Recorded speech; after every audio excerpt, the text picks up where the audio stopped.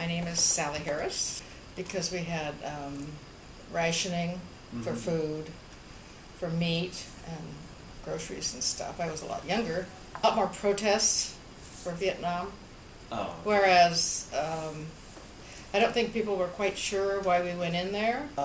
The Kent State thing, do you remember that? Yep. Yeah, and that photo of the gal, she actually didn't go to Kent State. She was just a protester. And the National Guard or whoever was there, shot at the students that were protesting. Well, I'm not real in favor of war. Now I'm less in favor of war than ever. There were so many movies made of it. I think I probably was affected by those movies, and watching The Jungle and some incidents that happened that were bad. Which one was it? The 4th of July with Tom Cruise. Oh yeah. That was a good one, but really, when you have Apocalypse Now,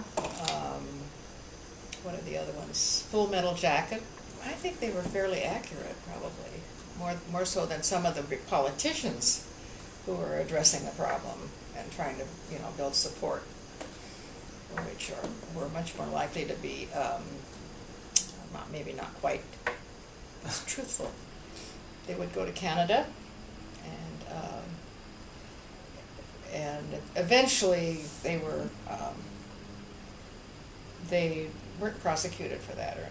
But we did have a family friend of a friend who came out to the West and changed his name and avoided the draft that way. And then when they had the amnesty, I guess what you call it, then he went back and used his original name.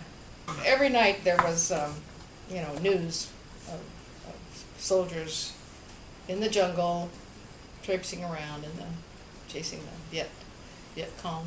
Yeah, because we like to watch the news, and there was always something about Vietnam.